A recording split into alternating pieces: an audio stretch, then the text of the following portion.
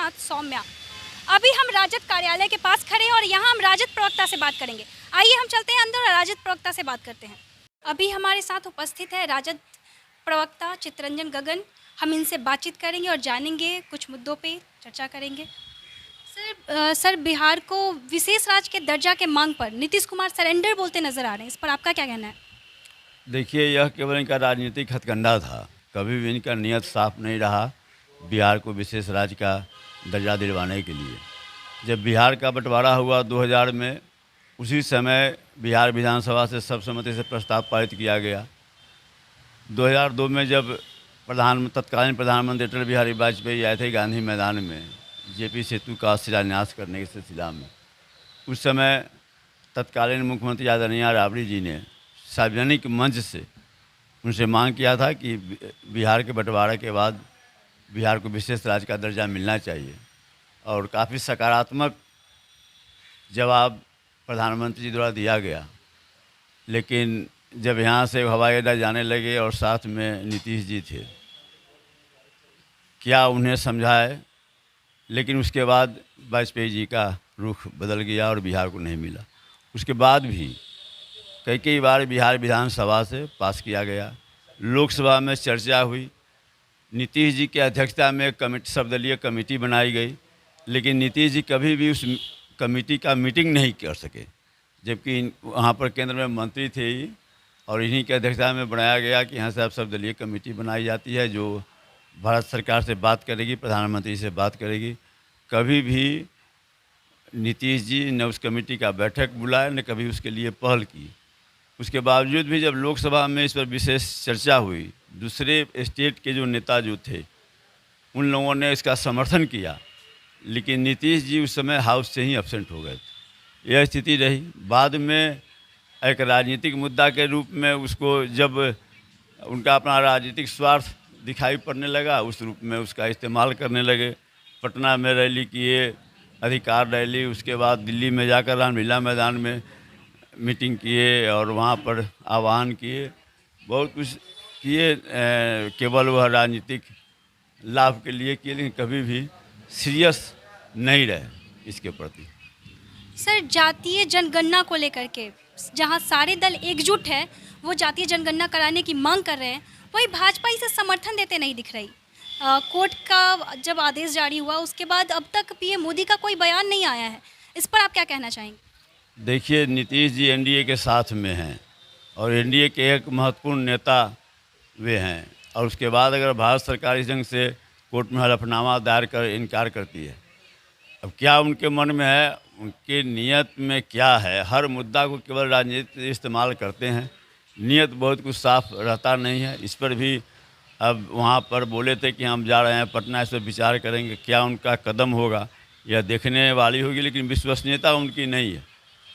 अगर सही में वो माने इस बात को मानते हैं तो उनको निश्चित रूप से दबाव बनाना चाहिए एनडीए पर, और अगर यह एक साधारण बात नहीं है, बहुत बड़ी बात है।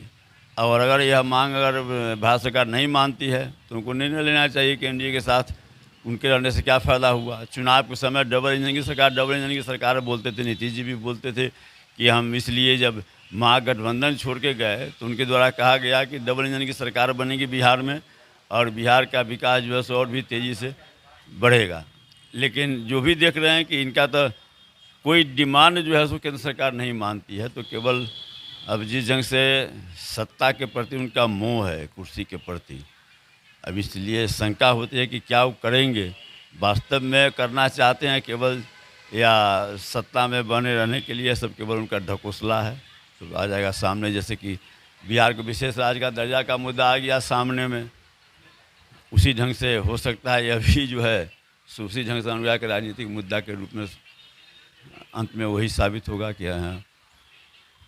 सर, भाजपा की तरफ से ऐसा सुनने में आ रहा है कि वो जातीय जनगणना को वोट बैंक के रूप में देखती है, इसलिए वो नहीं चाहती कि जातीय जनगणना हो। इस पे आप क्या कहना चाहेंगे? नहीं, इसमें वोट बैंक राजनीति के तौर पे देख रही है। नहीं, इसमें वोट बैंक का क्या मामला है? सवाल है कि आज़ादी के इतने दिन हो गए, आज भी अगर आधी से ज़्यादा आबादी गरीबी रेखा से नीचे है तो उसकी परख कर होनी चाहिए, पहचान होनी चाहिए, नहीं कौन लोग हैं, तो उसकी पहचान तो उसी रूप में होगी ना, चूँकि जाति एक सच्चाई है, सब लोग जानता है, इसे इनकार नहीं कर सकते।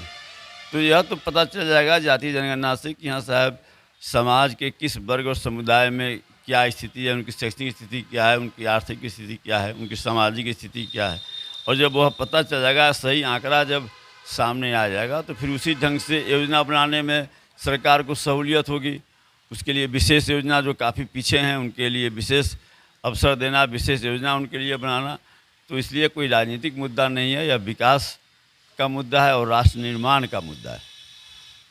सर, कल भारत बंदी करवाया गया था महागठबंधन की ओर से किसान के समर्थन में 3 सूत्री मांग को काला कानून बता करके। लेकिन इस कार्यक्रम में आपके मतलब इस कार्यक्रम के नेतृत्वकर्ता तेजस्वी यादव भी मौजूद नहीं थे। इस पे भाजपा का कहना है कि क्या वो अंडरग्राउंड तो नहीं हो गए? इस पे आपका क्या कहना है? देखिए, भाजपा की जो बात सुनिएगा, जितना क्षुद्र माने क्षुद्रता और जो है सो बकलोलबाजी और गपबाजी के अलावा कुछ नहीं है। देखिए, हज़ारों हज़ार जनता जो है, कार्यकर्ता सड़क पर उतरा। तेजस्वी जी के आह्वान पर हज़ारों हज़ार की संख्या में किसान और आम लोग सड़क पर उतरे बंद को सफल बनाने के लिए। अब यह उनको नहीं बुझाता है किसके आह्वान पर लोग कल उतरे थे सड़क पर? तेजस्वी जी के आह्वान पर। और हर जगह एक आदमी रहे, हर आदमी की जिम्मेवारी अलग अलग होती है। पार्टी है, पार्टी में हर आदमी की जिम्मेवारी अलग अलग होती है।